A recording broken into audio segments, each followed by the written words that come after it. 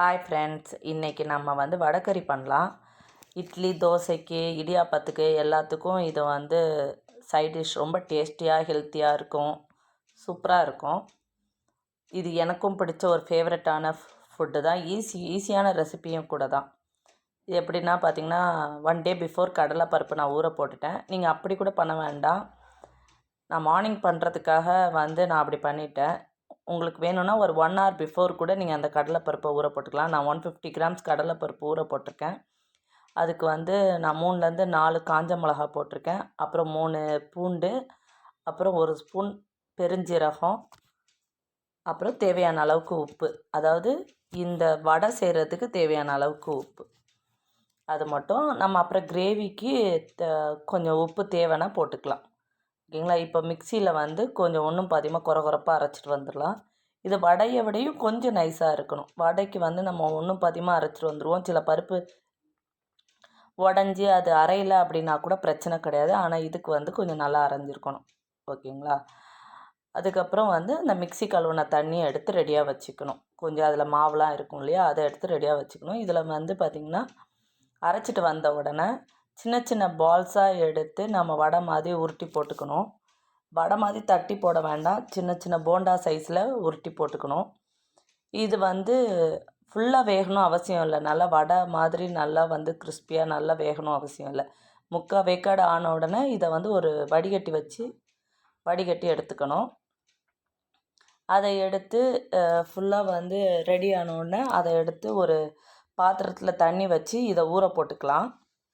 So அதில் இருந்த எண்ணெயும் ட்ரைன் ஆகிடும், வெளியே வந்துடும். அதே மாதிரி அது ஊறி நல்லா உடைக்கிறதுக்கு வசதியாக இருக்கும். அதுக்குள்ளே ஒரு பாத்திரத்தில் எண்ணெய் வச்சு, அதே பாத்திரத்தில் நான் எண்ணெய் வச்சுருக்கேன். அந்த பாத்திரத்தில் இருந்து எண்ணெயை எடுத்துகிட்டு ஒரு 2 ஸ்பூன் எண்ணெய் மட்டும் வைக்கிற மாதிரி வச்சுருக்கேன். அதாவது 2 கரண்டி எண்ணெய். அதில் இஞ்சி பூண்டு பேஸ்ட்டு போட்டு, வெங்காயம் ஒரு பெரிய வெங்காயம் கட் பண்ணி வச்சுருக்கேன், அதையும் போட்டு, ஒரு 2 பச்சை மிளகா அதையும் 2ஆக உடச்சி போட்டிருக்கேன். இது எல்லாத்தையும் நல்லா வதக்கிக்கலாம். இது கொஞ்சம் பொன்னிறமாக வரும்போது ஒரு நல்ல பழுத்த தக்காளி பழம். நான் இப்போ 150 கிராம்ஸுக்கு நான் எப்படி பண்ணுறது, 150 கிராம் பருப்புக்கு நம்ம எப்படி பண்ணுறது அப்படின்னு சொல்கிறேன். இதே நீங்கள் 300 கிராம்ஸ்னும் போது அப்படியே டபுளாக பண்ணிக்கிட்டே இருக்க வேண்டியது தான். ஓகேங்களா. ஒரு நல்ல பழுத்த தக்காளி பழம் போட்டிருக்கேன். இதை லேசாக வதக்கிட்டு இப்போது தேவையான மசாலா ஆட் பண்ணிக்கலாம். கரம் மசாலா ஒரு 1/2 ஸ்பூன், மிளகாத்தூள் 1 ஸ்பூன், மஞ்சத்தூள் 1 ஸ்பூன், அப்புறம் இதில் மல்லித்தூள் போடணும், நான் மறந்துட்டேன். ஆனால் பெருஞ்சீரகத்தூள் ஒரு 1/4 ஸ்பூன். இவ்வளோத்தையும் போட்டு நம்ம கொஞ்சம் வதக்கிட்டு நம்ம அந்த வடைங்களை உள்ளே ஆட் பண்ணிடலாம். கொஞ்சம் உடச்சி ஆட் பண்ணிக்கலாம். ஆட் பண்ணும்போது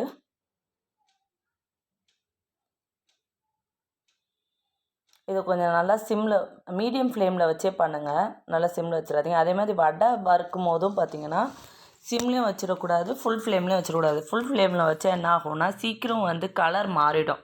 ஆனால் உள்ளே வேகவே வேகாது. மீடியமில் வச்சா உங்களுக்கு நின்று நல்லா பொறுமையாக வேகும். ஓகேங்களா.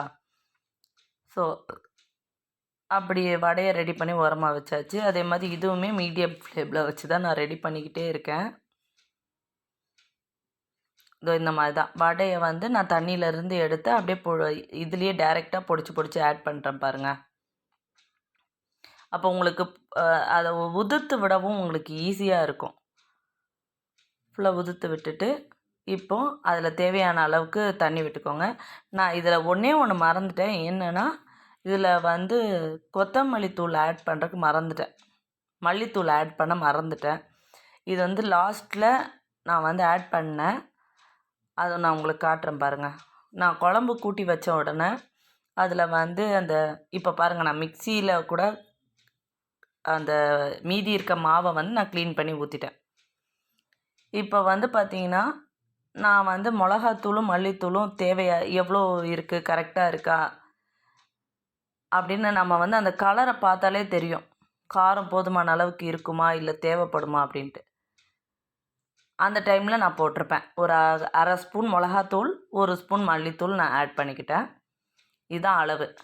1/4 ஸ்பூன் கரம் மசாலா, 1 ஸ்பூன்லேருந்து 1.5 ஸ்பூன் மிளகாத்தூள், 1 ஸ்பூன் மல்லித்தூள், அப்புறம் மஞ்சத்தூள், மஞ்சத்தூள் 1/4 ஸ்பூன், அப்புறம் பெருஞ்சீரகத்தூள் 1/4 ஸ்பூன். இதில் தாளிக்கும் போது நான் பெருஞ்சீரகம் ஒரு 1/4 ஸ்பூன் போட்டு தாளிச்சிருப்பேன். அது வந்து கட் ஆகிடுச்சு வீடியோவில். நான் இப்போ அதை ஓரளவே உங்களுக்கு சொல்லிட்டேன். ஓகேங்களா? தாளிக்கும் போது பார்த்திங்கன்னா பெருஞ்சீரகம் ஒரு 1/2 ஸ்பூன், அப்புறம் அது போட்ட உடனே வெங்காயம் கட் பண்ணி வச்சுருக்க அந்த ஒரு வெங்காயம் 2 வெங்காயம், நான் இன்றைக்கி 2 வெங்காயம் எடுத்து இந்த மீடியம் சைஸ் வெங்காயம் அதை கட் பண்ணி உள்ளே ஆட் பண்ணிக்கிட்டேன். அதுக்கப்புறம் நம்ம வந்து இஞ்சி பூண்டு பேஸ்ட்டு, அப்புறம் பச்சை மிளகா இவ்வளவும் ஆட் பண்ணி நம்ம வதக்கிக்கிட்டோம். அப்புறம் தக்காளி ஆட் பண்ணி ஒரு 2 வதக்கிட்டு மசாலாலாம் ஆட் பண்ண உடனே நம்ம வந்து வடையை போட்டுடலாம், ரெடி பண்ணிடலாம். இப்போ நான் மசாலா கூட்டி வச்சுட்டேன். இப்போ தேவையான அளவுக்கு தண்ணி விட்டுக்கோங்க. ஏன்னா வந்து பருப்பு வந்து நல்லாவே தண்ணி உரியும். வேக வேக வேக தண்ணி வந்து உறிஞ்சிக்கிட்டே இருக்கும். நான் இப்போ வந்து ஒரு டம்ளர் தண்ணி விட்டு கொதிக்க விட்டுட்ருக்கேன். இது ஒரு 10 நிமிஷம் அப்படியே இருக்கட்டும். அது 5லேருந்து 10 நிமிஷம் அவ்வளோதான். அந்த தண்ணி வற்றி வர்றது தான் கன்சிஸ்டன்சி. அந்த பருப்பு வேக வேக வேக அந்த தண்ணியை வந்து உறிஞ்சிக்கிட்டே இருக்கும். உங்களுக்கு லிக்விட் பதத்தில் வேணால் லிக்விட் பதத்தில் எடுத்துக்கோங்க. எங்கள் வீட்டில் வந்து வெறும் 4 பேருக்கு தான் அப்படின்றனால திக்காக இருந்தாலே ஓகே தான் அப்படின்னு சொல்லிவிட்டு நான் அதை வந்து கொஞ்சம் திக்காகவே வச்சுருக்கேன். இதே உங்கள் வீட்டில் வந்து 6 பேர் 7 பேர் அப்படின்னும் போது கொஞ்சம் இன்னும் ஒரு 1/2 டம்ளர் தண்ணி இருக்கிற மாதிரி பார்த்துக்கோங்க. 1/2 டம்ளர் தண்ணி இருந்துச்சுன்னா கொஞ்சம் குழம்போடையே எடுத்து சாப்பிடும் போது உங்களுக்கு எல்லாருக்கும் பற்றும். இதே அளவு போட்டால் போதும். இதே அளவுக்கு ஒரு 1/2 டம்ளர் தண்ணி நிற்கிற மாதிரி எடுத்துக்கிட்டிங்கன்னா அதுதான் கரெக்டான அளவு. இப்போ இறக்க போகிறோம். இறக்க போகிறதுக்கு ஒரு நிமிஷத்துக்கு முன்னாடி நான் கொத்தமல்லி அதில் போட்டு ஒரு கிண்டி விட்டுறேன்.